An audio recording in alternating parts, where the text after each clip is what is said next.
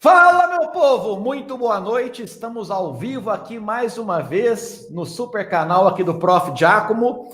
E uma das maiores satisfações da minha vida é poder ter os meus amigos da B3 para poder chamar para falar online, a gente poder conversar, falar sobre investimentos e todos os adendos possíveis dentro desse contexto. E então é um prazer, sintam-se todos abraçados, muito bem-vindos, e eu queria dar boas-vindas aos meus convidados, grandíssimo Arthur, que dispensa, né, aqui para a nossa audiência, que dispensa a apresentação, e Massaro também. Então, meus caros, muito bem-vindos, prazer estar aqui com vocês, e hoje nós temos um papo raiz para falar, né, não? O que vocês me dizem? Primeiro quero registrar as ausências do senhor Alexandre Cabral e do senhor Sérgio Shimaev. Pois é. Eles abrilhantariam muito mais esse papo. E Deus os tem em bom lugar, né? Baixa. Esse povo tem que dar aula à noite, é uma tristeza, né? Mas muito duro. Mas é o que temos para hoje, aqui.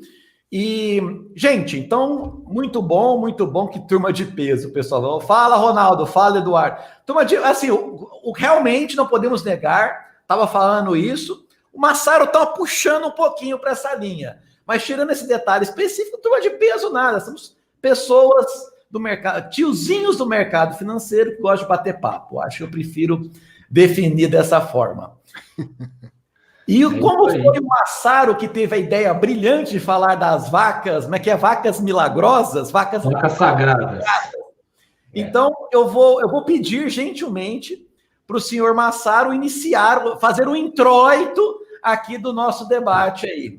Primeiro, a primeira coisa que eu quero dizer é que, assim, existe um certo risco dessa nossa conversa não ter tanta graça, porque eu estou vendo o pessoal aqui, quase todo mundo que está aqui estava ontem também, né? Você falou, isso que você ontem você simplesmente entornou o caldo, né?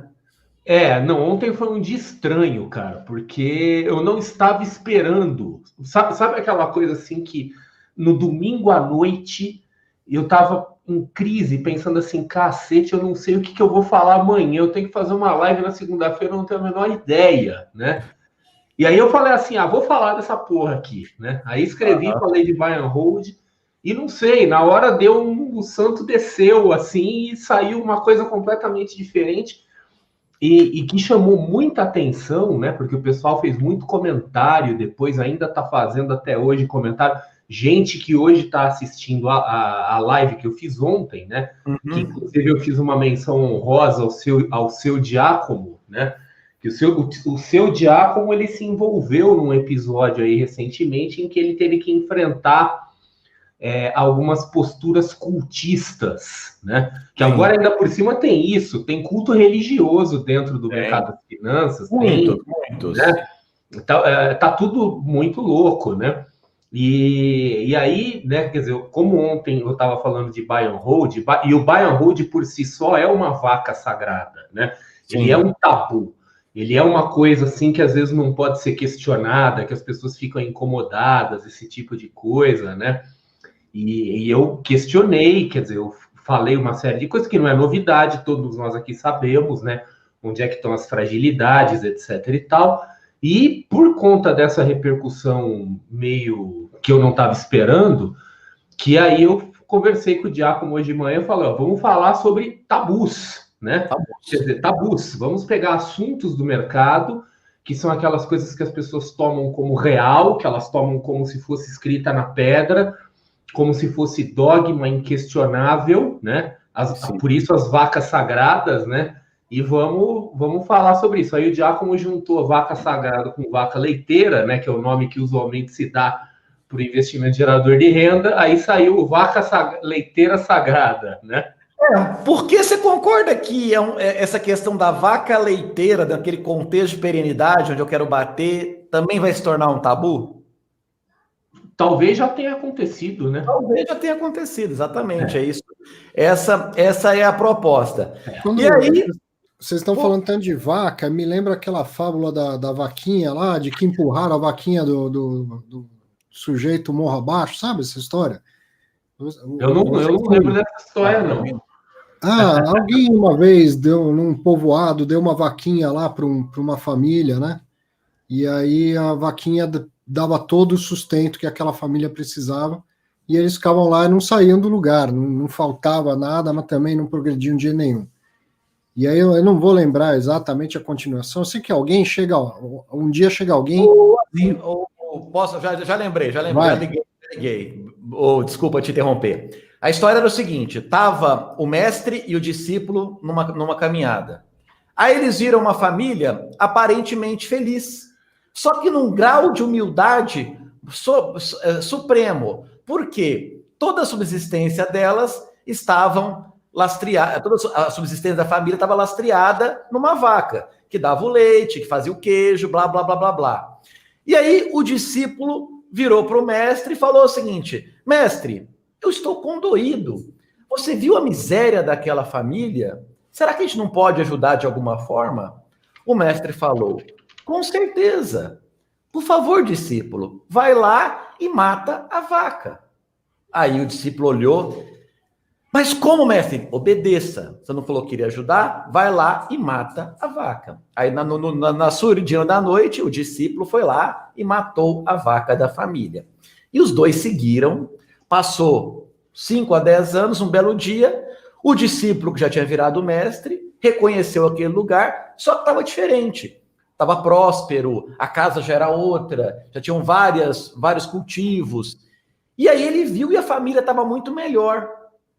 E ele falou, e aí o que aconteceu aqui? Que eu conheci vocês do passado, etc e tal, e o que aconteceu? Não, uma bela noite, a nossa vaca morreu. Veio um louco aqui e matou a vaca.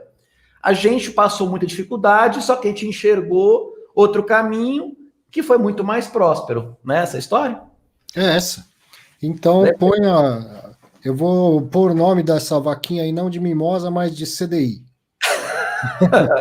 É o meu pijama, uai. A vaquinha do CDI que nos deu pão e leite e queijo por muitos anos se foi. E isso é uma bênção. Isso é uma bênção. E que aí o nosso mercado, ele não se transforma só porque você não tem mais o CDI. As poucas alternativas que haviam ao CDI, agora elas são complementadas por muitas outras alternativas. E aí a gente precisa abrir a cabeça. Quem investe, quem distribui, quem dá aula, a gente precisa abrir a cabeça. Eu estava agora há pouco mediando um painel sobre certificado de recebível do agronegócio. Pô, mas qual a importância disso? Toda. Depois que empurraram a vaquinha do CDI, barranco abaixo, mataram a vaquinha do CDI, a gente tem que abrir a cabeça e aprender sobre investimento de tudo quanto é coisa, né? Sim, com certeza, com certeza. Então, vamos lá, gente. Feitos os introitos, tô vendo aqui, temos várias... Galera apareceu em massa aqui, bacana pra caramba, né? Que essa concorrência danada de pandemia. E eu tô vendo o grande Daniel Salomão aí na área, muito bem-vindo. Zezito, Anderson, galera... Massa, grande Bruno, meu compadre mineiro lá de Belo Horizonte, tá aí, Paulo Grande chegou, muito bom, sintam-se todos abraçados. Eu queria pedir então, Massaro, levante o primeiro dogma para a gente discutir aqui na nossa jornada. Então vamos levantar o dogma do dia, tá? O dogma que está quente, banco, tá? Banco. Então, assim, banco no geral, né? Quer dizer, hoje teve um evento em particular envolvendo um banco aí que chamou bastante atenção, né? Mas tem o fato também, assim, de que por conta da pandemia, os bancos, que eram considerados uma vaquinha leiteira histórica, foram meio que forçados a não dar mais leite, né? Tiveram que interromper suas distribuições de dividendo. Então, várias pessoas que fizeram seus planos de vida em cima disso, né? Quer dizer, de fluxo de caixa, quer dizer, pessoas que realmente acreditavam ao longo de anos e anos e anos que isso era uma coisa infalível, né? Intocável, viram que não é tão intocável assim, tá? Principalmente o pessoal mais velho, o pessoal que é da geração tipo a nossa, assim, que a gente viu, por exemplo, o Brasil passar por troca de moeda, que a gente viu passar por 2 impeachments, né, por um monte de coisa, E os grandes bancos sempre estiveram ali. Sempre dava a impressão assim, de que não havia no mundo um setor tão resiliente quanto os grandes bancos brasileiros, né? Certo. E a gente não sabe, né? Quer dizer, como é que fica esse cenário futuro aí. E esse evento pontual que culminou com essa interrupção de pagamento de dividendos dos bancos. Então, assim, a gente já teve um abalo na nossa visão de que tem coisas que são inabaláveis, né? Não, e um outro detalhe, assim, que eu tive um testemunho de um aluno ontem, que trabalha num grande banco, comentando, assim, que logo que os créditos foram liberados, não teve uma demanda. Uhum. E aí, à medida que a pandemia foi se alongando, empresários que estavam em dúvida de pegar dinheiro, começou agora a reabertura gradual da economia, e aí eles começaram a perceber uma resiliência da demanda e foram atrás daquelas linhas de crédito. No mês, o cara aprovou 300% a mais do que nos últimos 3 meses. E que ele falou para mim, falou assim, Giacomo, eu estou em pânico, porque eu sei que fazendo análise de crédito e olhando as expectativas, eu sei que desse monte de crédito que minha área liberou agora, a probabilidade de inadimplência, comparada ao período pré-crise, ela explodiu. Então, assim, nós estamos vendo os bancos concedendo crédito, principalmente para PJ, e muitas dessas PJs estão com seus fluxos de caixas prejudicados por conta desse abre e fecha, dessa confusão toda que a gente está vivendo. Então, na hora que você associa um real incremento do risco de crédito, você pode também ver que uma hora banco corre risco de banco. Porque uma coisa que eu costumo dizer é que o banqueiro brasileiro não gosta muito de correr risco de crédito, né? Ele gosta de viver vida leve, pendurado na vaquinha do CDI. A vaquinha foi espremendo e agora eles vão ter que fazer a função que é banco, e nós vamos ter realmente uma explosão da inadimplência no segundo semestre, de acordo com esse especialista que comentou comigo. O que vocês acham da minha colocação? Bom, vamos lá. Banco é banco. Claro. A vaquinha era o CDI, mas já foi inflação, já foi qualquer outra coisa. Os nossos bancos, eles são conservadores. A Basileia dos bancões aqui é 17. Eu sempre brinco nas minhas aulas que um gringo deve olhar aquilo e falar, seu bunda mole. Lá nos Estados Unidos a gente trabalha em 10,5, no limite. Você trabalha com 17 de Basileia. E aí ele deve falar para o gringo, vem cá, meu amigo, então, vem 6 meses de 10,5 em Basileia aqui, depois a gente conversa. Né? Porque operar Brasil não é para qualquer um. Não. Então, se o dividendo caiu, é porque eles sabem o que eles estão fazendo. Eles estão se provisionando para um momento de dificuldade que vai vir, mas um momento que é só mais um. Estamos num país onde até o passado é incerto, como dizia o ex-ministro Pedro Malan. Agora eu fico pensando o contrário. Imagina os novos bancos digitais e que saíram abrindo conta de Deus e o mundo, PF, PJ, e dando crédito antes da pandemia, e agora? Durante a pandemia. Então, se o banco grande, depois de 4 meses de pandemia, resolveu começar a assumir algum risco de crédito com dinheiro que é do BNDES, que é do governo, que não é dele, bancão no Brasil. O brasileiro não corre risco, cara. Tomando risco com o dinheiro do governo. Agora, e os bancos digitais aí que saíram abrindo conta para quem estava negativado, pessoa física, abrindo conta PJ, Deus e o mundo, e agora? Com certeza. Eu, assim, trabalhando o tabu dos bancos, eu particularmente estou completamente alinhado com aquilo que o Arthur comentou agora. A única colocação que eu faço, a única coisa que mais me preocupa nesse setor é a própria agenda do Banco Central, que vai fazer a vida deles ficar cada vez mais difícil. Eu acho que se fosse analisar a ponto de risco desse tabu especificamente, é mais o próprio BC trabalhando de inúmeras formas para melhorar a concorrência do que qualquer outra coisa. Então, eu acho que o que pode acontecer com essas colocações que foram feitas aqui agora, nesse contexto, é eventualmente a pandemia acelerar algum desses processos. né? Separar, o que a gente diz lá em Minas, né? Separar os pequenos dos marmanjos. Mas fora isso, eu também estou nessa linha. Fale, Massaro. Eu estava vendo aqui o comentário do Marlon Brando aqui, né? Ele comparando cerveja artesanal com banco digital. Eu acho que essa analogia não é tão correta, porque o banco digital, ele não é gourmet, ele é o oposto, né? Quer dizer, se a gente for ver isso, ele é tranqueira, né? Porque a maioria dos caras que estão indo para o banco digital é o cara que já era meio periférico assim no mercado bancário, né? Quer dizer, não era muito, não era aceito pelos grandes bancos ou era maltratado pelos grandes bancos. Então, os bancos digitais não são a versão gourmetizada, eles são a versão meio loja de R$1, assim, né? Sim. É igual... Isso é assustador, né? E isso é assustador em linha com o que o Arthur falou, dos caras abrindo conta à torta e à direito por aí, que no fim das contas você não sabe até que ponto esse negócio fica sustentável, né? Sim. Eu acho o seguinte, a minha impressão sobre esse tabu, segue uma indústria sólida, banco é banco, banco sabe operar, banco fala com o governo, tudo bonitinho, mas com uma trajetória, com uma desaceleração de longo prazo por conta da própria agenda de BC. É essa visão que eu tenho. E eu acredito que muitos investidores têm a mesma visão que a minha, porque querendo ou não, mesmo, se vocês se lembrarem, mesmo antes da pandemia, era um setor que andava pouco. Que você lembra, estava com yield gordítios, mesmo antes da pandemia, estava? Eu acho que o Banco Central e o governo, como um todo, têm feito um trabalho muito importante de descentralização bancária.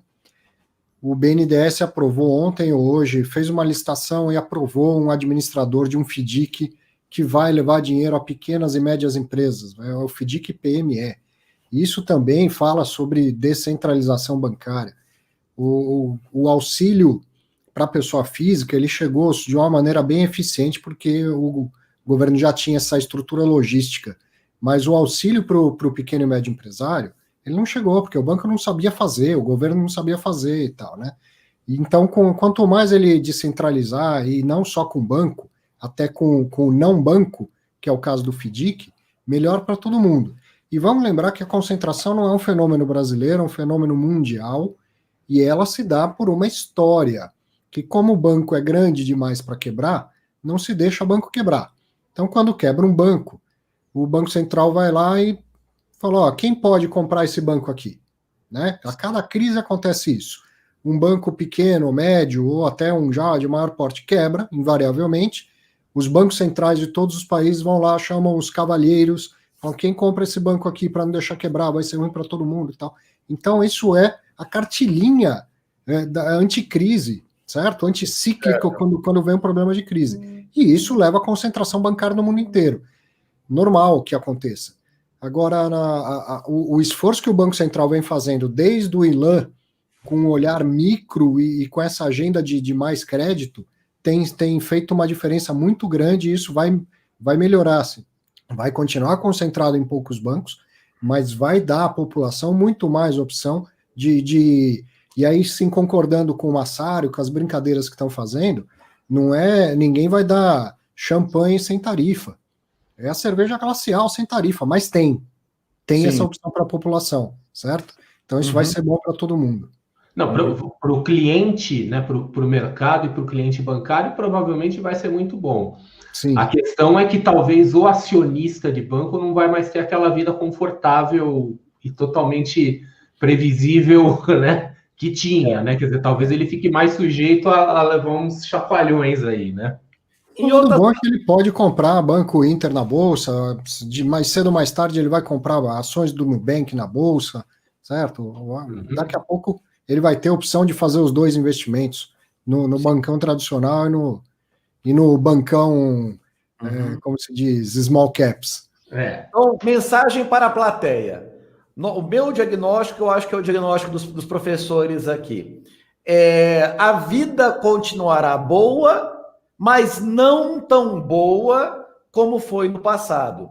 Então, acho que o recado aqui é continuar fazendo comprar com desconto e não cair nos fanatismos exacerbados e também não evitar o risco de, por conta de preço, acabar também concentrando a carteira demais no setor bancário.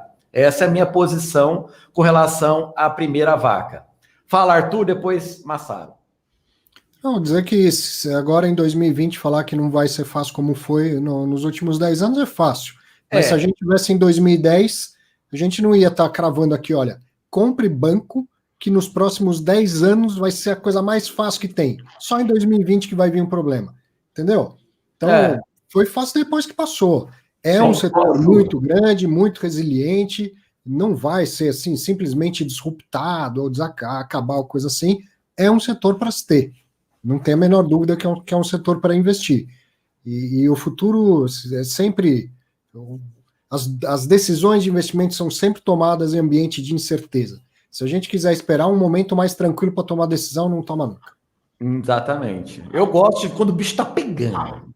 Eu posso trazer uma outra vaca aqui para a gente enfiar a faca nela? Pode, traga. Ouro.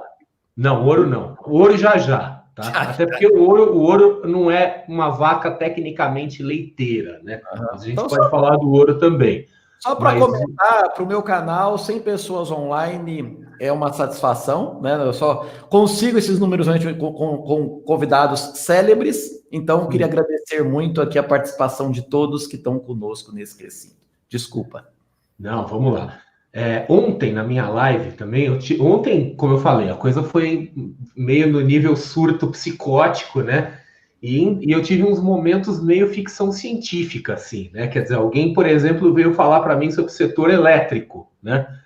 E no longo prazo. E eu falo assim, olha, eu sonho com um momento, né? Olha só, antes da gente entrar na live, quando a gente estava conversando nós três, a gente estava falando sobre singularidade tecnológica. E a gente estava falando também, entre outras coisas, que a gente não melhora, só que os outros à nossa volta vão piorando, então a gente fica melhor, né? Fala. Massaro, você usou o mesmo termo que o nosso querido Daniel Salomão usou numa live aqui no canal. Salomão, vou te mandar um zap para combinar uma live, eu, você e André Massaro, para falar de singularidade tecnológica. Prepare-se psicologicamente, eu sei que você está ali na linha de frente da batalha contra o Covid, mas então faz o seguinte, ô Salomão, na hora que der qualquer trelazinha, me avisa, então, você me dá um toque para a gente fazer essa live aí, que também ele é fãzão desse papo, desculpa, fale.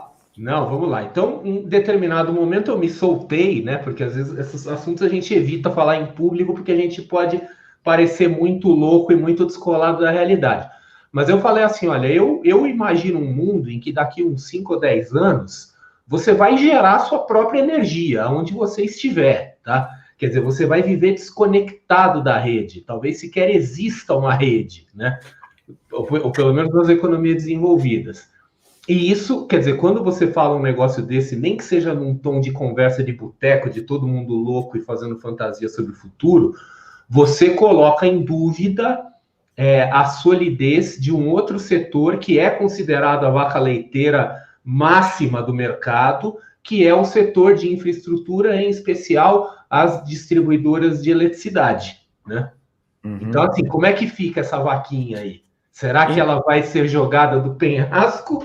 Né? E assim, lembrando que nós não estamos falando de um negócio para amanhã, tá? Mas é um horizonte de tempo de, não sei, 5, 10, 20 anos, talvez. Tem pessoas aqui que estão investindo com esse horizonte. Tem cara aqui da nossa plateia aqui, que eu sei que é cara de 30 e poucos anos, que está montando estratégia para aposentadoria, né? Quer dizer, não é coisa para daqui um mês. Como é que fica isso aí? Então, vai, Arthur, você está falando pouco. Fala você primeiro, vai. Primeiro dizer que quando o Massaro fala de setor elétrico, pode dar crédito, porque o irmão dele manja muito disso, e eles devem trocar umas figurinhas aí. Não. Não sabia desse rabicho, não sabia. Nem eu sabia que ele manjava. Estou eu fazendo doutorado, e aí você se mete com um monte de engenheiro, né?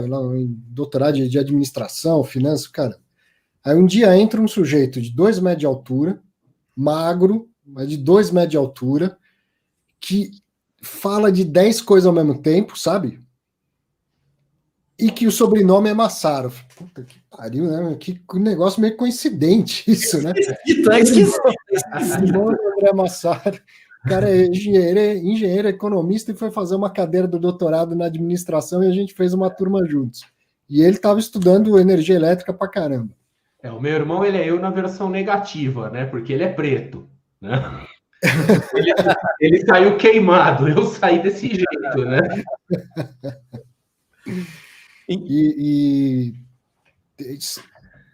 Enfim, os setores vão mudando e a gente já viu.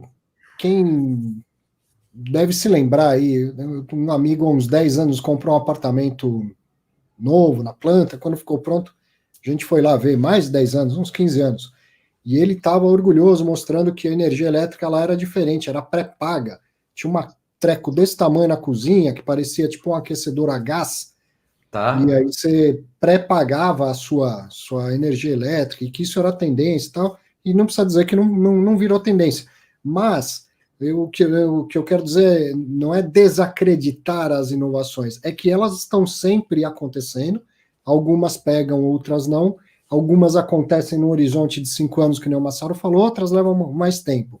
E energia eólica, energia solar, elas estão sim crescendo e se tornando viáveis, né? Tudo isso vai morrer, não vai sobrar pedra sobre pedra. Menos uma vaca. Agora eu tenho um doutor que falou antes de mim para eu não tomar porrada sozinho. Olha ele aqui de novo. O futuro se chama fusão nuclear. Tem uma treta rolando entre dois países. Um se chama China e o outro se chama Alemanha. Uhum. Que são os dois países, os maiores emissores de...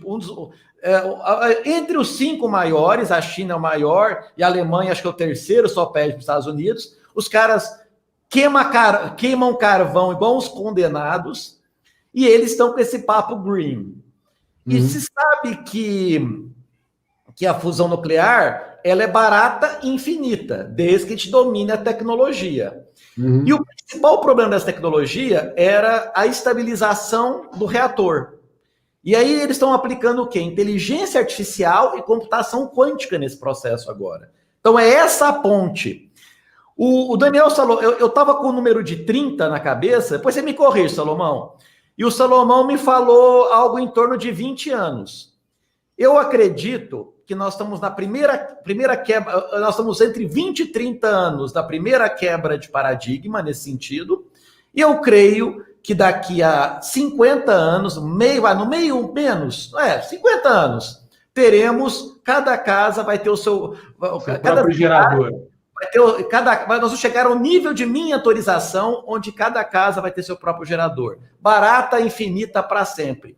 Mas antes disso podem acontecer coisas, tá? Porque a gente tem melhoras incrementais no meio do caminho, em que mesmo sem ter uma tecnologia como essa, que assim, a fusão nuclear é a tecnologia assim que o mundo acaba aqui e começa de novo, né? Se essa tecnologia for descoberta. Isso zera tudo. Porque grande parte dos problemas da humanidade eles estão associados à energia, petróleo, não sei o quê, quer dizer, a hora que cada um puder fazer sua própria energia, o mundo fica completamente irreconhecível, tá? André, mas, assim, aí, mais um chute, mais uma parada aí que você quer citar. Com energia infinita, eu tenho água infinita. Sim. E o problema de tirar o sal é o custo da energia também. Olha que interessante. Mas, assim, até a gente chegar nesse ponto, nós temos melhorias incrementais em outras formas de energia mais convencionais que podem já fazer com que alguns lares ou algumas empresas se desconectem da rede. Então, eu vou dar um outro exemplo também, que pode ser um exemplo. Eu sei que muita gente, quando fala isso, muita gente também gosta de apontar o dedo e falar, você está viajando. Mas vamos pegar o nosso amigo Elon Musk. André, né? Oi, fala. Bem mais perto do que você imagina. Aquele prédio onde fica o Google e o BTG na Faria Lima, sim, sabe? Onde tem o Pátio Malzone, ele chega a ficar uma semana desplugado da rede. Pois é. Ele é um dos edifícios mais eficientes que tem no Brasil. A luz do condomínio, tá? Não de todos os escritórios, mas a parte elétrica comum do condomínio chega a ser uma semana autossuficiente. Mas, por exemplo, a Tesla vende uma bateria zona que eles chamam de Powerwall, para você botar dentro da tua casa, é uma parede que fica lá dentro. Então o cara te vende um pacote inteiro, que você tem o painel solar no teto, a bateria dentro de casa e o seu carro elétrico dentro da garagem. Quer dizer, uma casa com esses 3 itens, ela se torna uma casa potencialmente desplugável da rede. E esse tipo de coisa já existe, é caro pra cacete, já existe, mas como toda tecnologia vai baratear ao longo do tempo. Sim. E nesse horizonte de 10, 20 anos, que seja até um dia, se a gente descobrir um jeito de fazer fusão nuclear a frio, que você tenha superávit energético, né? Porque hoje já tem jeito, só que você gasta mais energia no processo do que gera. Nesse meio do caminho, um monte de gente já começa a se desplugar da rede, né? Sim. E isso já pode começar a causar algum tipo de abalo nesse setor que é considerado um setor também à prova de falhas, né? E aí caímos naquela máxima, nessa segunda vaca sagrada, qual que é o risco se você cair no conto do vigário do buy and forget? Sim. A vaca sagrada que não morre, quer dizer, tem gente que discorda, é a diversificação. Diversificação. Então, um amigo e um cara muito considerado no mercado de fundo imobiliário, que é o André Bassi, e o slogan dele virou: só a diversificação salva. Entende? Só a diversificação salva. Aliás, eu quero deixar uma lição de casa para todo mundo que está assistindo a gente, tá? No meu site, eu fiz um artigo já há algumas semanas, e assim, leiam, é importante. Ele chama-se... Ele chama gerenciamento... O Anderson, por favor, põe aí.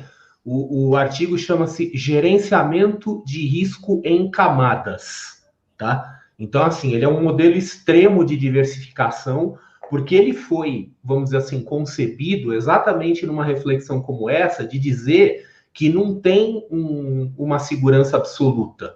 Quer dizer, você sempre vai ter que diversificar e contar com a probabilidade no sentido de que as coisas não vão todas explodir ao mesmo tempo. Mas não tem vaca sagrada, não tem nada infalível, não adianta vir falar em ouro, que vai ser um dos nossos próximos temas, né?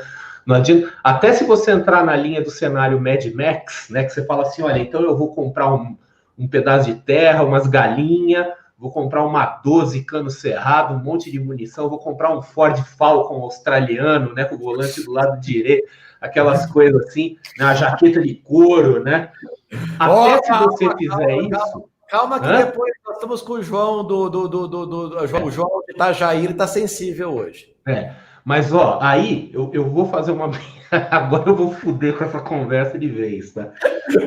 Eu vou fazer uma menção ao grande sábio, ícone da cultura pop brasileira e autodenominado filósofo Olavo de Carvalho.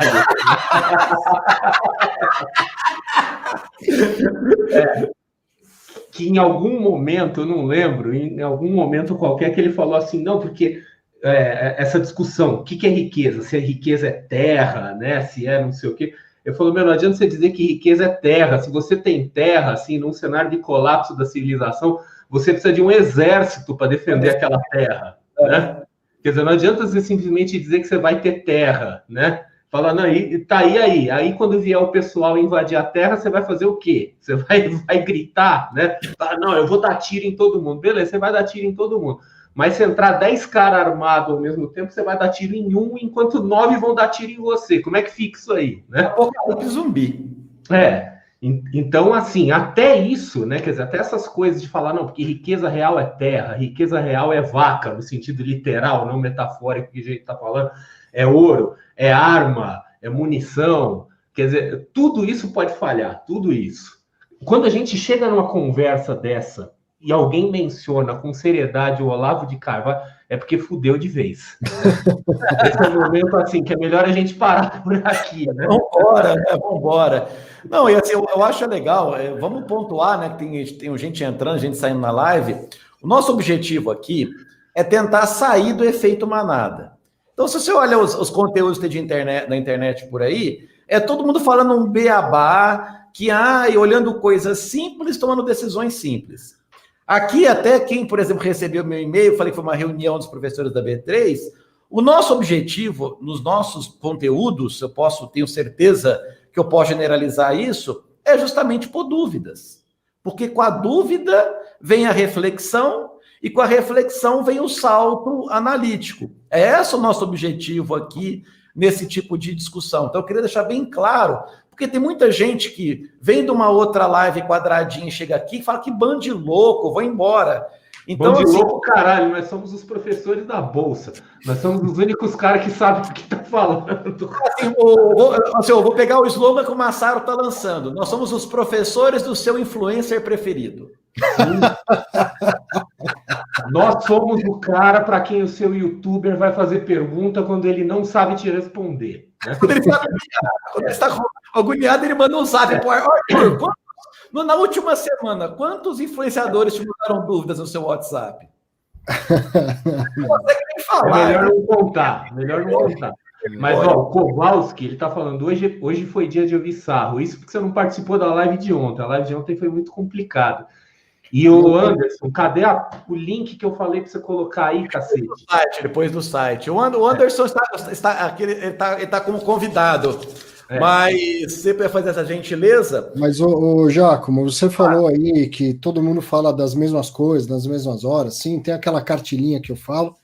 E eu estava vendo os stories do Massaro lá, e aí alguém perguntou assim, ô Massaro, e essa modinha de investimento internacional? E aí ele falou, opa, pera lá que isso aí não é modinha, né? Então acho que é um assunto também que a gente pode falar da importância de pensar em diversificação internacional, mas da importância de não fazer isso no ritmo da modinha, tá? A pessoa que te perguntou, ela tinha algo palpável para achar que era uma modinha, porque de repente todo mundo fala ao mesmo tempo. Mas ela perguntou ironicamente. Aquela pessoa em particular perguntou ironicamente porque ela é uma planejadora financeira, CFP, Entendi. Inclusive. Entendi. Então, assim, ela levantou a bola para ser chutada, porque ela também sabe que não é modinha. Ô Anderson, põe aí, acha o artigo aí, gerenciamento de risco em camada, que está associado com investimento no exterior. Põe o link completo aí, cacete. Então, questões importantes sobre investimento internacional, entender a tributação. Se você vai mandar dinheiro lá para fora, entender a regra de tributação, o que nunca é fácil. E aí, quanto mais diversificar, melhor. Então eu vou mandar dinheiro para os Estados Unidos, vou comprar S&P 500. Bom, excelente. Mas se você tiver a oportunidade de comprar o DAX, de comprar o índice da China lá, o Hang Seng, melhor, certo? Agora, tem que entender a regra de tributação de cada um desses caras. Então, o que eu acredito e espero que vá acontecer em breve é da gente ver fundos replicando, trazendo para cá, ou um ETF puro sangue, ou fundos 555 que entreguem essa estratégia, para que a gente possa fazer dentro do Brasil uma diversificação internacional, que pelo menos do ponto de vista da diversificação, ela é muito prática, muito boa, quer dizer, do ponto de vista da tributação, ela é muito prática, porque você investe lá fora com a regra de tributação aqui de dentro. E uma outra coisa que me perguntaram recentemente, e eu acendi uma luz, caramba, como é que eu nunca pensei nisso, né? E vou atrás de um especialista para responder em alguma oportunidade, é questões sucessórias. Posso? Eu mandei metade da minha grana para os Estados Unidos, outra metade para a Alemanha e tal, não sei o quê, e morri. Como que faz a regra? É igual? Vai para os meus herdeiros? Ou lá nos Estados Unidos vai falar que fica com metade e na Alemanha com 70%, entendeu? Então são coisas que a gente tem que... cuidados que a gente tem que tomar antes de fazer investimentos internacionais, mas que a gente tem que abrir a cabeça também para olhar para fora, tem. Ô Arthur, eu comentei lá no nosso grupo de professores, um dos maiores especialistas em offshore do Brasil, que foi o head da área do Citi, teve trocentos bilhões sobre a sua administração, foi o Roberto Simeone, o Bob, que é amigo meu. E ele falou uma coisa que eu entrei em pânico, por conta do oba-oba. Então, assim, eu sou a favor da diversificação, sou a favor da diversificação internacional, inclusive, meus caros colegas, a live anterior da semana passada, que eu fiz com a CNF, eu só falei disso, é um material que eu acho que ficou muito bom, eu recomendo que vocês quem não assistiu, assista no fim de semana. E lá eu cito muito essa questão mesmo da gente saber o que está fazendo. Por exemplo, se você, na sua inocência, manda $100 mil para os Estados Unidos, tem lá uma faixa de isenção, que eu não sei se eu não lembro, é 30 mil, enfim. Mas, sobre sucessão, se você morre fora dessa faixa de isenção, 40% é do governo americano. Como é que você dorme? Aí tudo bem. Outro detalhe que o Bob me falou, para você trazer o dinheiro porque o teu pai mandou para lá e você nem sabia. Para o advogado ver seu caso, ele cobra $4 mil. Então o pessoal fala, eu vou comprar ações da Apple. Ninguém entra nesses detalhes. Nos riscos de mudança regulatória, nos riscos de mudança de regulamentação tributária e outras coisas afins. Então, eu acho sobre o investimento internacional, concordo em ordem, gênero e grau, não é moda, é uma coisa que veio para ficar. Eu sou fãzaço desse negócio, assim, por mais que eu leve porrada nessa linha que você está falando, Arthur, eu como gosto de captar ativos, eu tenho um sonho que está lá na CVM, que é justamente a liberação das BDRs não patrocinadas. Eu já acho que isso já seria bacana pra caramba aqui para o nosso contexto de diversificação internacional. Então, assim, sobre esse tema, minha humilde opinião, leia e analise as entrelinhas antes de tomar esse tipo de decisão. Fala, Massaro. Eu quero fazer uma sugestão. Vou fazer uma sugestão no ar para vocês, tá? Para a gente organizar uma conversa que vá a gente, tá? Nós três, e se os dois nossos fujões também quiserem participar, participem, mas que a gente traga também alguém de área de tributação que fale, por exemplo, se no investimento no exterior é melhor o cara fazer isso pessoa física ou se é melhor ele fazer uma estrutura offshore. Porque às vezes você abrir uma empresa offshore é uma coisa que vai te custar $1.000 e você gasta, sei lá, $100 por ano de manutenção, né? Fazer como se fosse um trustzinho, algum tipo de estrutura, qualquer coisa. Quer dizer, o que seria melhor, né? Quer dizer, já que é para fazer modinha e vai virar modinha, eventualmente vai se consolidar, como que seria o melhor jeito de fazer isso, né? Uhum. E também uma coisa que fazendo uma PJ vai ser melhor, mas isso aí é acessível a poucos, tá? Agora, eu sou fãzaço de estratégia passiva e comprar os ETFs que replicam S&P 500 aqui são estratégias absolutamente eficazes para a diversificação internacional.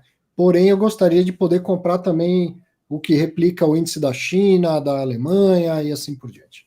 Sim. Bacana.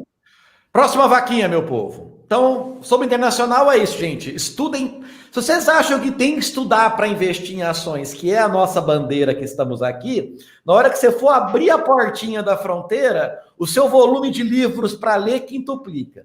Põe isso na cabeça, que é um mercado muito mais sofisticado, com muito mais detalhes. E muito menos tutelado do que o nosso, né? Isso. Então, lá, assim, meio que cada um por si, cada um que seja responsável por si. A contrapartida é que o profissional de mercado que faz bobagem vai para cadeia mesmo, é cana. É cana. Mas, aqui, assim, quase ninguém que faz bobagem acontece nada com ele, mas a CVM põe um monte de amarra para evitar que a fraude chegue até o pequeno investidor, né? Então, quando vai lá para fora, está indo para a Série A, vai jogar com um profissional, tem que ir preparado, né? Então vamos lá, a próxima vaca? Sim. A próxima vaca para o nosso sacrifício ritual, essa é assim, essa é mal intencionada, então assim, eu vou falar e vou sair correndo, tá? Eu vou falar e vou deixar vocês dois se esfaqueando. Entendeu? Vai jogar e desligar. Shopping center e laje corporativa. Tchau. Tchau. Eu vou tomar um lanche aqui e já volto. Assim, a galera lá do nosso grupinho de professores da B3, a gente fica bulinando o Arthur. A gente fala para ele que a shopping agora é só online e escritório é home office em Bragança. Aí ele fica. Vou falar uma coisa, o Rodrigo Souza fala sobre vaca do setor de transmissão. Já falamos, tá? Depois você vai assistir a gravação aqui, né? Então, os escritórios não vão acabar, isso eu sei, mas vão crescer, o Arthur? Pô, crescimento de escritório, de demanda por escritório, tem tudo a ver com o crescimento de PIB. Então, eles Sim. voltam a crescer quando o PIB voltar a crescer, tá? O outro lado é quando que a oferta volta a crescer. Então, lembra, né? Tem oferta e demanda. A oferta ela é bastante mapeável dos grandes escritórios de alto padrão e tal. Tem um monte de consultoria que te fala quantos mil metros quadrados tem para entregar, em que data vai entregar e tal.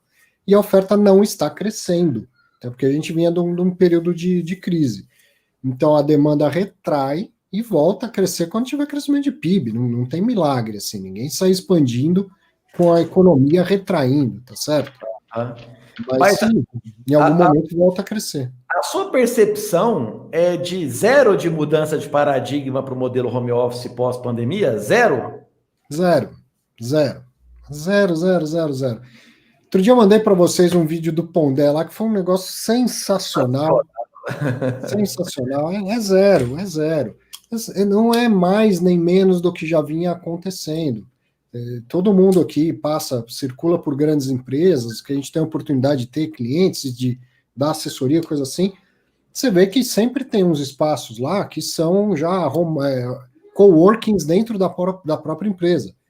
Tem uma posição lá que o cara chega, conecta o computadorzinho dele, ele é funcionário da empresa, mas tem alguns espaços que são comuns, né? A B3 está com isso, não tá? A própria B3 está nesse movimento.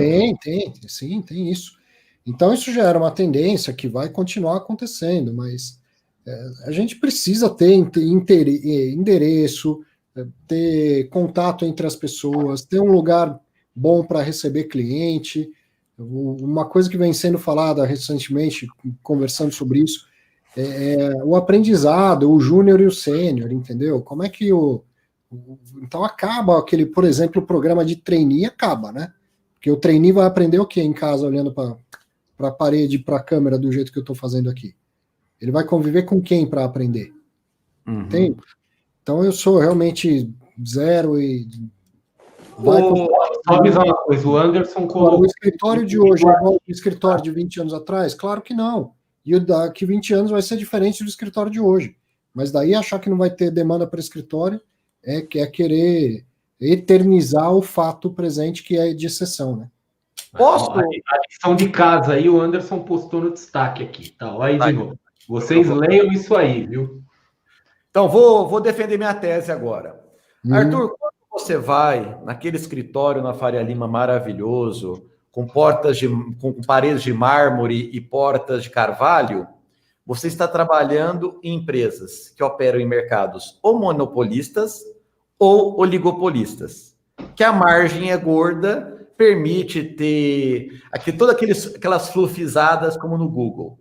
A minha tese é que os mercados monopolistas e os mercados oligopolistas vão seguir exatamente a linha que você comentou, que são as grandes empresas. Agora, se a gente vai para os nichos de concorrência mais ácida, aonde qualquer base point faz diferença na rentabilidade final do acionista, eu acho que essa galera vai toda para home office, por questão de custos. Ótimo, vamos discutir.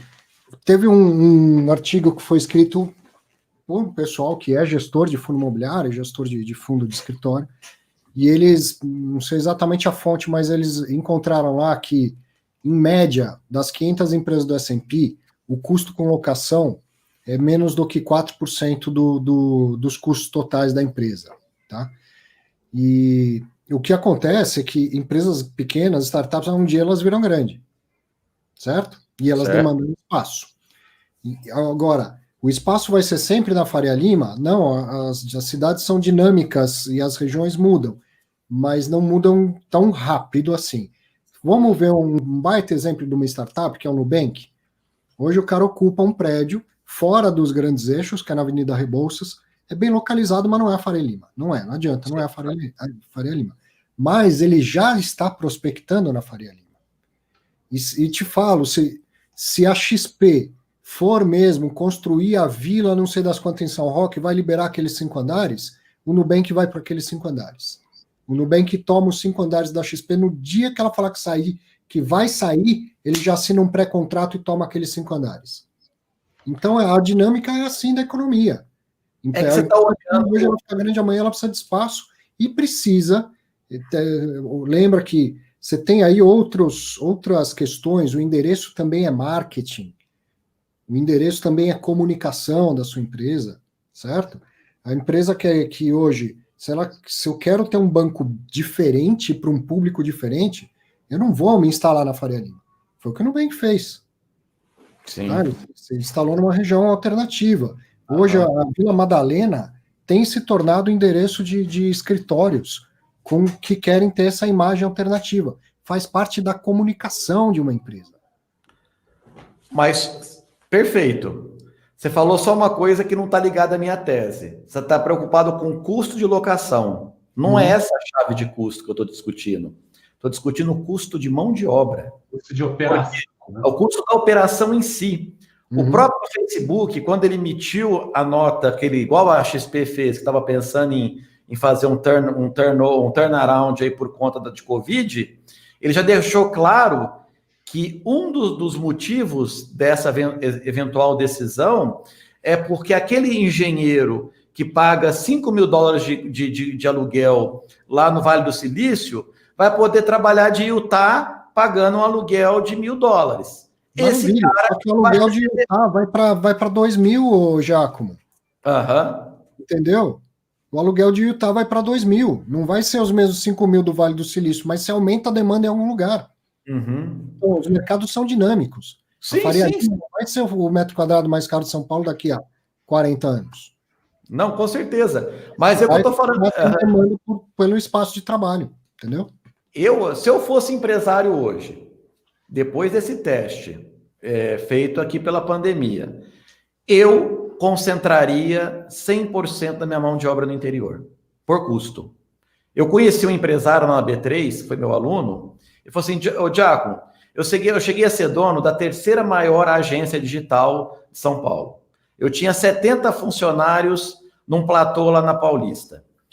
E eu trabalhava igual um camelo, não via entrar dinheiro. Fechava contas gigantescas, e agora eu estou dando esse testemunho, ele falou, porque na linha do acionista não estava porcaria nenhuma.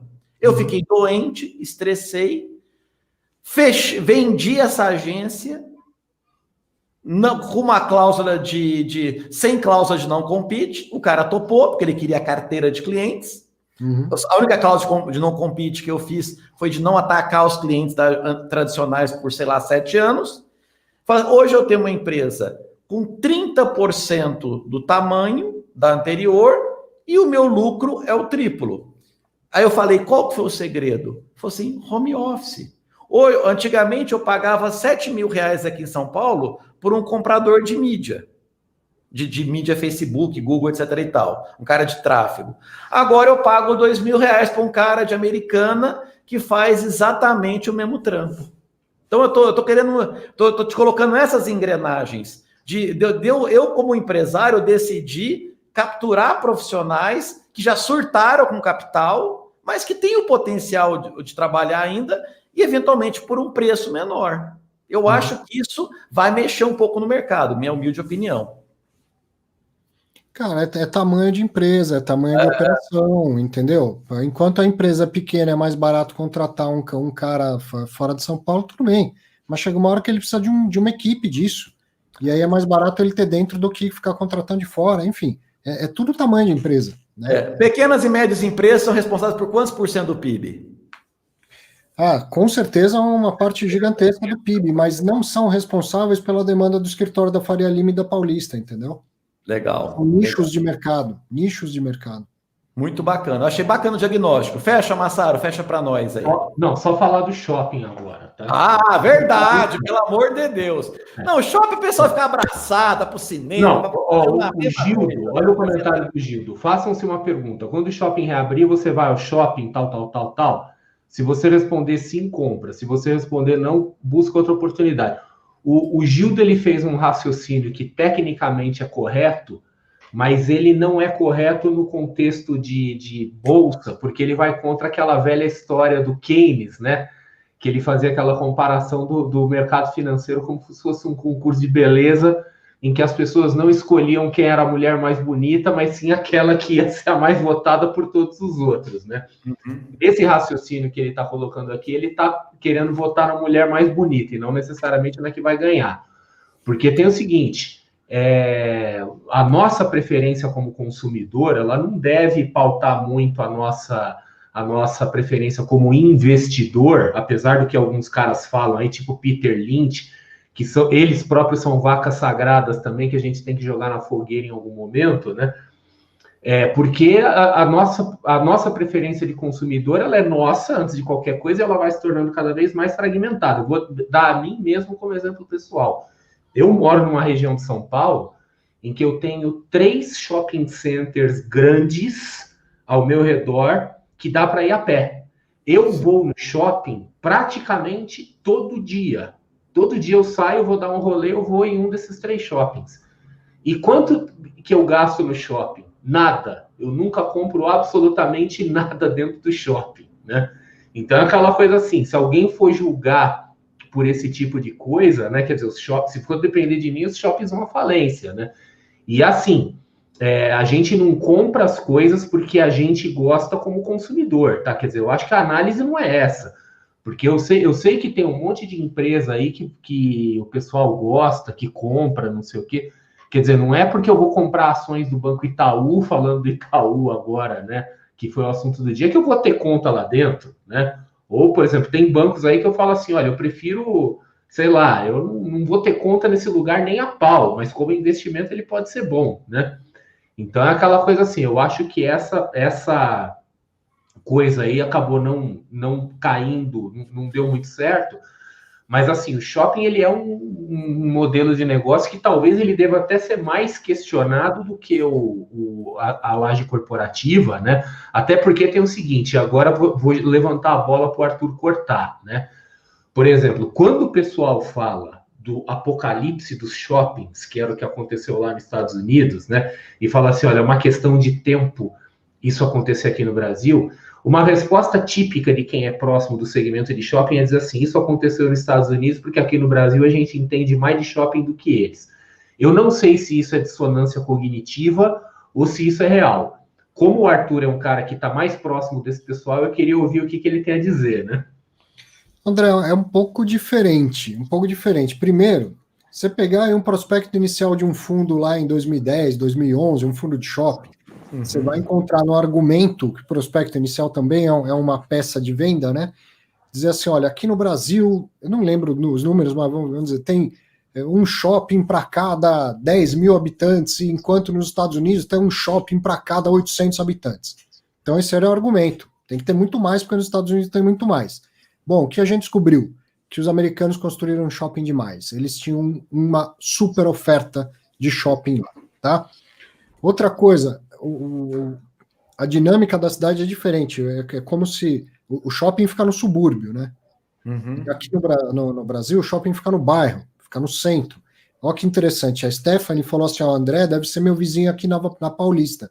Não é, Stephanie, ele mora lá na região de Perdizes, que é igual à região da Paulista, que é igual à região, sei lá, da Penha, que é igual Eu estou no meio entre shopping Higienópolis, West Plaza e Bourbon. Os 3 estão meio que à mesma distância, assim, né? Os shopping centers, eles ficam os melhores em lugares adensados por residências, e eles são centrais. E esses lugares, eles vão crescendo. Uma vez um analista falou isso em 2016, 2017, foi uma grande aula. Pega o shopping, por exemplo, o shopping Guatemi, e pega os 2, 3 escritórios da Faria Lima, que são contemporâneos ao shopping Iguatemi. Tá? Aqueles prédios de escritórios se tornaram absolutamente obsoletos pelo tamanho, pela arquitetura, e o shopping Iguatemi. Ele só bombou, porque o passar do tempo vai adensando a região, vai modernizando a região, isso beneficia o shopping, enquanto isso deprecia, por exemplo, um prédio de escritórios ou um prédio de apartamentos. Tá? Agora, não é que seja uma vaca leiteira que nunca vai sofrer ou ser impactada, lógico que vai, e já foi ao longo dos anos e continua sendo. mas de fato tem diferença com o que é o mercado americano, tem diferença com o que é o nosso mercado. Deixa eu fazer alguns comentários bem rapidinhos, porque o Antônio Vieira está fazendo vários comentários, um deles, ele perguntou assim, o negócio das cartas, né, de enviar carta. Isso aí há muito tempo se fala, os cotistas ficam loucos da vida, porque chega convocação de assembleia, chega informe de rendimento, tudo por correio, e você vai ver lá, é R$1,12 uma carta, pega um fundo que tem 200 mil cotistas, faz as contas, deixa todo mundo maluco. E isso, Antônio, cara, a gente tem que aplaudir o pessoal da 20 Partners, cara. Porque o que eu sempre soube, a vida inteira, ia perguntar isso para um administrador, para um gestor, ele falava, ei, rapaz, isso é uma puta de uma burocracia, tem que falar com a CVM, tem que ver com a B3, tem que não sei o que, tá, melhor mandar a carta. E o pessoal da 20 falou, não me conformo, com quem que eu tenho que falar? Com o Papa? Então eu vou falar com o Papa. Se você tem cotas de fundos da 20 Partners, você não recebeu pelo correio os seus informes de rendimento. Eles foram os primeiros a colocar tudo no site do administrador. Mas antes disso, eles se acertaram com todo mundo. Então, o pessoal da 20 mostrou que, acho que essa vaquinha aí para os Correios, ela tem dias contados. Eu imagino que já no próximo ano outros administradores vão fazer a mesma coisa e tal. Então, isso aí vem melhorando bastante. E eu, particularmente, não era favorável, porque se você pensar no seu pai, o meu, por exemplo, ele deve ter falado, não me mandaram informe de rendimentos. Porque, obviamente, como a minha informação é importante, você precisa ter algum nível de senha, login, o caramba, e pega o pessoal da terceira idade, eles não conseguem. Eles não conseguem.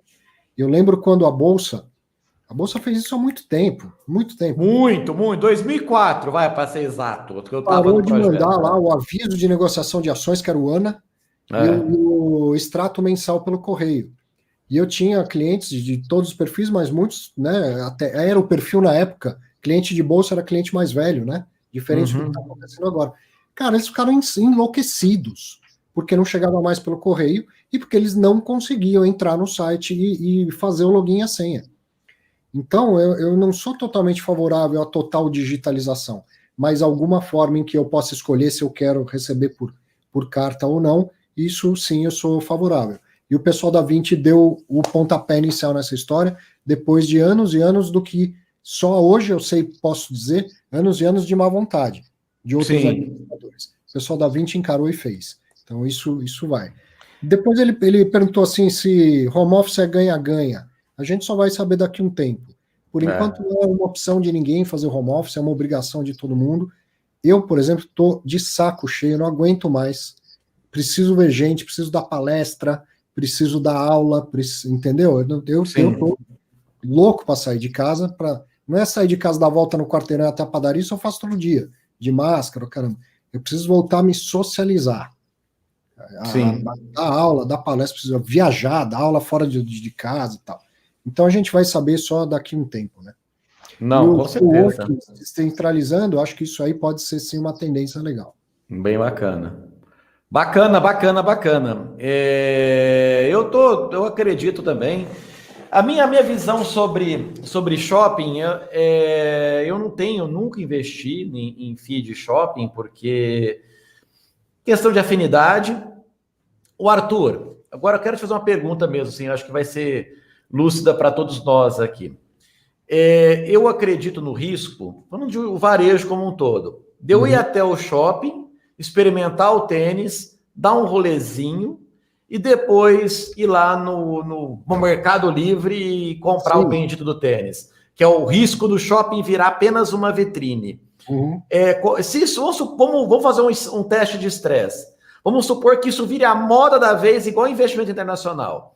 Como é que seria o impacto no resultado dos shoppings? Então, isso já internacionalmente, isso chama de omni-office, desculpa, de omnichannel, certo? O varejista ele precisa vender por todos os canais. E se o cliente dele ele quer ir até um lugar, experimentar e depois comprar pelo celular, que seja, desde que ele compre na minha loja. Tá? Então, se você foi na loja do cara e depois não comprou na loja dele, é porque ele está perdendo em preço. Tá. E isso ele já perdia antes, até para o lojista do lado. Tá? Mas o que o shopping faz como resposta a isso é ter cada vez mais serviço, sensações. Antes você tinha praça de alimentação, agora continua tendo, mas no andar de baixo tem o seu restaurante favorito lá. Tem. Certo? Certo. O que o Pinguim em Ribeirão Preto fez há muitos anos atrás, e lá foi por causa do calor, Sim. agora o Brasil inteiro está fazendo. Então, pô, qualquer pessoa desse país que não sabe nem onde fica Ribeirão Preto já ouviu falar do Pinguim, que tinha um shopping maravilhoso. Pô, qual que é a única cidade do Brasil que tem Pinguim sem ser Ribeirão Preto? Não sei. Belo Horizonte. Ah, é? Tem algum mineiro aí? Cadê o Bruno? Abandonou a live, Bruno? Só que você tá aí ainda. Confere para nós aí. Ainda existe o Pinguim de BH? Eu fui lá. Não tão recente, mas fui. Agora, eu quero ver. Então, vai ser igual ter Pinguim no shopping em Ribeirão. O dia que em BH você for no shopping comer lá coração com quiabo. Não é isso que vende lá no mercado municipal para tomar com cerveja? Não, é fígado com jiló. Fígado com jiló. Eu gosto tanto que eu faço em casa. Então, se um dia você for em BH, for num shopping bom lá, dos bairros bons, e tiver fígado com jiló dentro do shopping, tá aí a resposta da pergunta que você me fez, que é o shopping se adaptando a não ser só mais varejo e ser também sensações, prestação de serviço, essa coisa toda, entendeu? Não, muito bacana. O próprio estacionamento que está ficando vazio por causa de Uber, essa coisa toda, veja como os nossos shoppings são localizados em regiões centrais, isso tem um valor do ponto de vista da logística que é gigantesco, e tem uma dificuldade do ponto de vista da lei trabalhista, porque o shopping em São Paulo, na Avenida Paulista, bem no meio da Paulista, ele tem uns 4, 5 subsolos que nunca encheu. Imagina agora com a tendência atual. Então ele já tem ideia de fazer daquilo lá galpão, de fazer um galpão subterrâneo, um depósito de logística. Só que aí tem problema trabalhista, porque é debaixo da terra, porque tá? Só que daqui, sei lá quanto tempo, mas não vai demorar muito, a gente vai ter robô debaixo da terra, não precisa saber se está calor, se está frio, se está respirando. Então é esse tipo de transformação que os shoppings vão continuar atravessando, né? Uhum. Beleza. Ô, André Massaro, estamos com 140 pessoas, professores da B3 mandando bem pra caramba aqui no canal, todos abraçados aí juntos, 1h07 de live. Qual que é a próxima vaquinha da vez? A gente falou algumas vezes do ouro, vocês acham que vale a pena falar disso? Eu não tô no meu... Eu vou escutar, também, porque o ouro... Saco, para falar a verdade. Tudo que eu tenho para dizer do ouro é o seguinte: sempre que alguém vem falar de ouro para mim, o que eu falo é assim: olhe o gráfico do ouro nos anos 80 e 90. Tá? Porque assim, tudo bem, o ouro está batendo recorde histórico hoje, não sei o quê, mas durante os anos 80 e 90, o ouro só caiu. Tá? Foi caindo. Então, beleza, no longo prazo o ouro sempre vai subir, a gente pode até argumentar isso, tá? Não é verdade, porque o ouro não tem um valor intrínseco. A gente pode dizer, no longo prazo a gente sempre vai subir. Mas aí vem aquela história, o que é longo prazo? É 50 anos? Quer dizer, quem aqui tem estrutura psicológica para ter um ativo não gerador de renda e que pode ficar 20 anos só caindo na tua cara, né? Quer dizer, aí entra o fator emocional do investidor, tá? A gente estava falando de robô, agora trabalhando no subsolo. Alguém aqui é robô e trabalha no subsolo, né? Acho que não, né? Então, assim, eu nem levo a sério essas conversas de ouro. Para mim, isso é papo de muitas vezes, aquilo que a gente estava falando, né? O cara que vou construir um bunker nuclear na minha casa, eu vou comprar um monte de comida enlatada e uma 12 cano cerrado, assim, né? Eu escutei um caos uma vez que a única instituição que ganhou dinheiro de verdade com ouro foi o Vaticano. Já escutou essa história? Não, mas faz sentido. Aliás, deixa eu só fazer um comentário, que o Álvaro aqui, será que o real será lastreado ao ouro? Hoje, até onde eu sei, né, às vezes tem aqueles saudosistas que falam que a gente tinha que voltar ao padrão ouro e tal. Hoje, se eu não estiver errado, existe um único país do mundo que ainda está no padrão ouro, né? E que esteve nos noticiários de hoje. Líbano. Que é a economia mais zoada, uma das piores economias, tá? Então é aquela coisa assim, o pessoal que é saudosista do padrão ouro, às vezes não está talvez fazendo uma análise muito ampla, né? Quer dizer, acaba esquecendo aí de pequenos detalhes que a economia fica completamente engessada e você volta para trás. Eu vejo a possibilidade do real um dia ser lastreado ao ouro, como a nossa moeda em algum momento já foi lá atrás, como nula. Tudo bem que nós estamos falando de tabus aqui. Esse é Esse padrão ouro, lastro ouro, também acho nulo. Mas eu penso o seguinte, Massaro, são maneiras de tentar fazer hedge, né? E a gente tem que procurar uma que não seja tão cara. Então, a minha cabeça é ter, assim, 5% no máximo do seu portfólio em dólar ou em ouro, ou, melhor ainda, em um pouco dos dois. Certo? Porque eu tenho certeza que eles não são bons, mas eles ainda são portos seguros nos momentos de crise, no mundo todo. Então, se esse 5% da sua carteira, cara, às vezes dobra de valor no meio do estresse da crise, ele pode virar até a sua reserva de emergência no meio da crise. Entendeu? É a sua reserva de oportunidade, é a sua reserva de emergência, vamos dizer assim. Veja, pelo amor de Deus, não estão falando que ouro é reserva de emergência, hein? Né? Vamos raciocinar. Mas, Vamos raciocinar, é ótimo. Ô, galera, pô, não começa, né? Não começa. entendeu? Então, nas minhas aulas, eu falo assim, ó, se você tiver ouro e dólar na sua carteira, eles vão ser o pior resultado do seu portfólio. Vamos. Você vai olhar aquilo e vai falar, meu, que bosta, por que eu tenho isso no portfólio? Por que eu fui ouvir o professor Arthur? Aí vem a crise, o negócio assim, ó, puff, foi até muito rápido, bum! Enquanto está todo mundo sistematicamente indo para baixo, o dólar explodiu, o ouro explodiu. Era isso para isso que eu tinha, para sinistro, entendeu? Agora, 5% do meu portfólio, se eu tiver que carregar 10 anos antes disso acontecer, é caro demais? É uma conta que tem que ser pensada, porque não dá para fazer porque você não sabe quando vem o evento, tá? Qual a alternativa a isso? Então vou ficar comprando opção pozinho, por exemplo. Sim, mas vai ficar rolando o tempo todo, entende? Não é que seja melhor ou pior, mas enfim, eu acho que alguma alternativa de um hedge que não seja caro é importante a gente ter um portfólio bem diversificado. E ele pode ser, eventualmente, via um fundo de ouro, um fundo de dólar, acho até a combinação dos dois. Vou aproveitar para fazer um merchan, não sei se vai dar para ver, acho que não. Vai mais para o meio, peraí, mais no meio, no meio. Aqui, o que é esse? É o...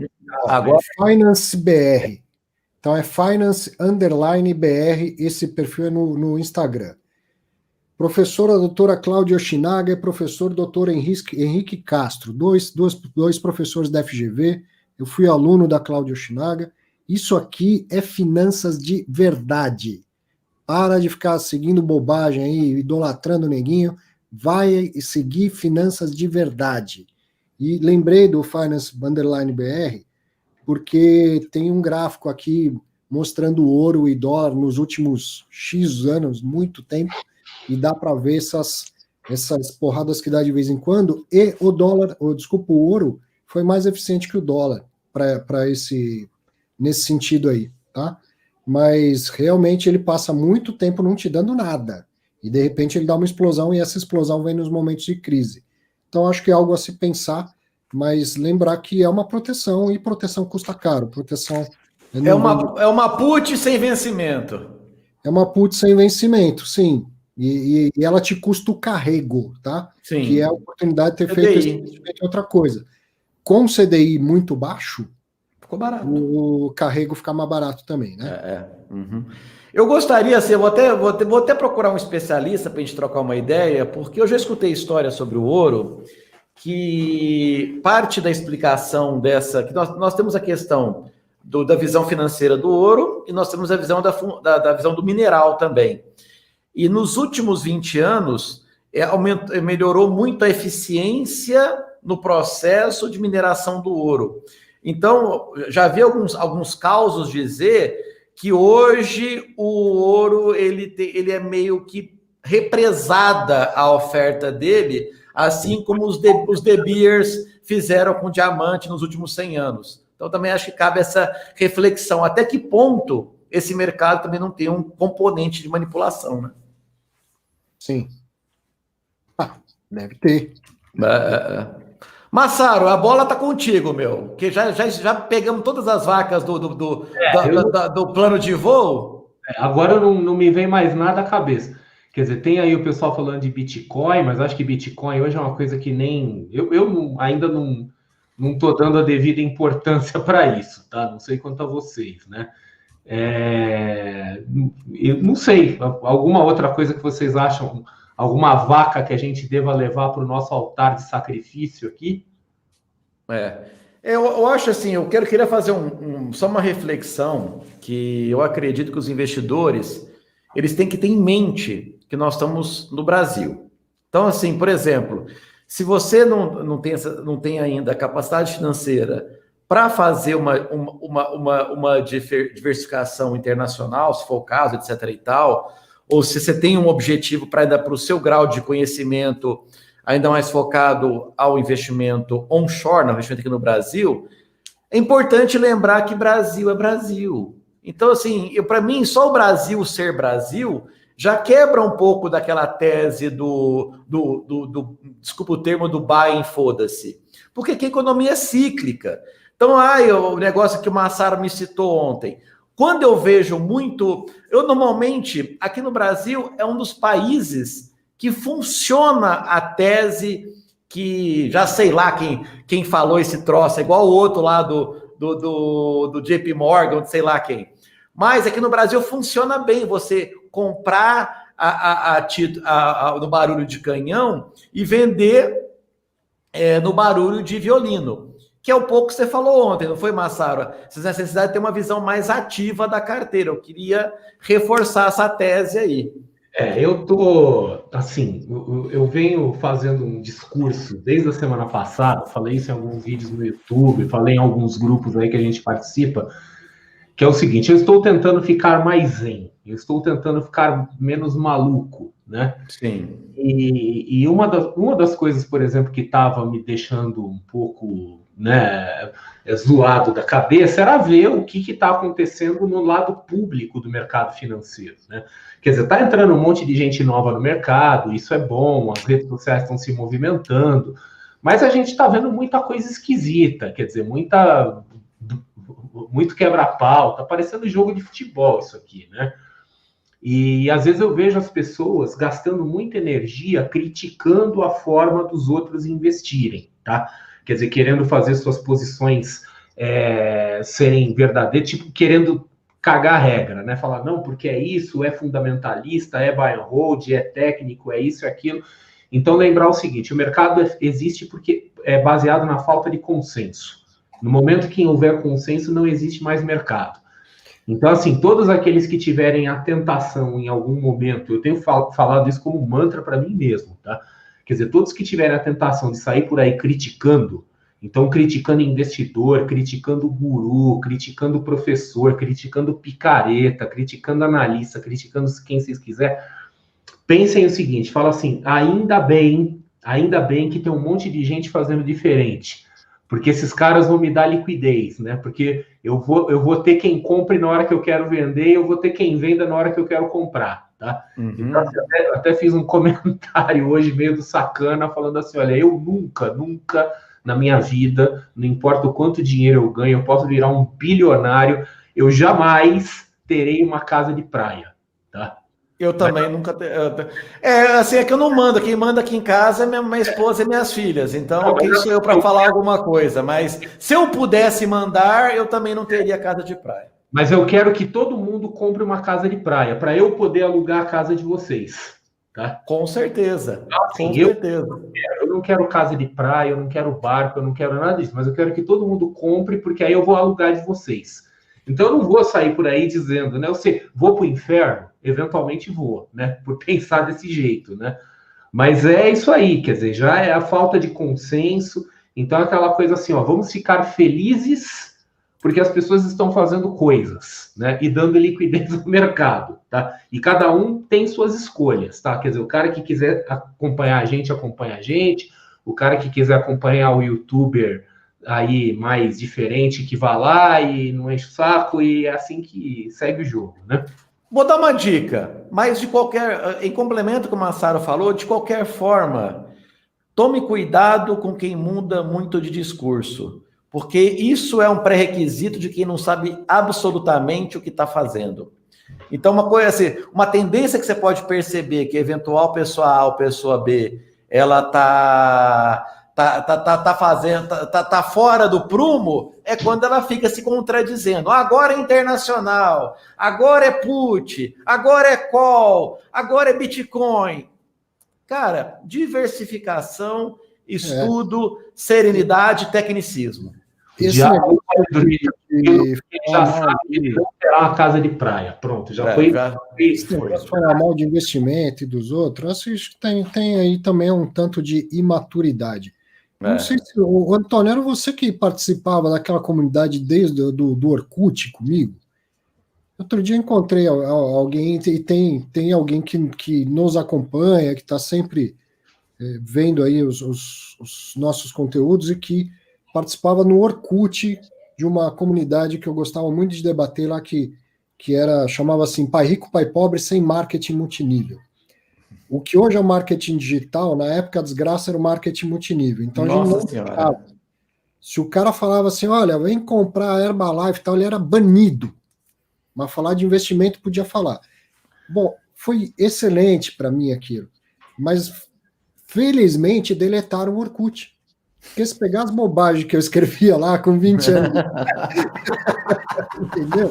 Que era ficar defendendo muito a minha tese, metendo pau na tese dos outros, imóvel é ruim, isso aqui que é bom, e não sei o que e tal. Acho que isso é um tanto de imaturidade mesmo, sabe? Sim.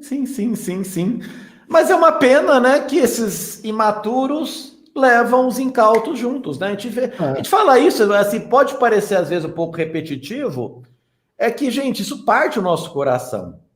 Porque, por exemplo, assim, a gente para fazer um conteúdo e às vezes não tem a mesma aderência do que a gente vê colocar assim, hoje nós vamos falar Nubank versus Itaú. Aí a gente brincou isso até, e cheio de gente e tal. Então é uma pena, né? É uma pena, mas por outro lado, temos aí bastante gente aqui e não estão abandonando a live. Então quer dizer que a nossa visão mais raiz de ver investimento está de pé. Então, o resto, o tempo dirá, né? Acho que é bem por aí mesmo, né? Eu creio nisso, de verdade. É isso aí. Acho que a missão está cumprida, não tá, meu povo? O pessoal está animado. Quer abrir mais uma rodada de pergunta para a galera aí? Vamos jantar. Vamos jantar? Quem ia abandonar a live aqui sou eu.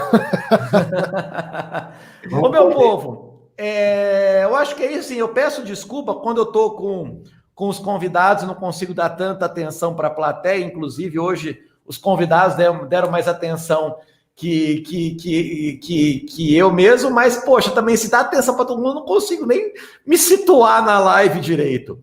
Então, eu queria, assim, agradecer de verdade a presença de vocês. Vou ficar pentelhando esses caras para a gente ficar rodando os canais aí, o canal do Arthur, o canal do Giacomo. Leva você e o Daniel. Vai lá no meu canal, então. Tá? Vamos falar de singularidade tecnológica. Daniel, tá bom. Fechou, cara. Fechou. Fechadíssimo. E nesse contexto, a gente vai seguir aí na missão juntos, né?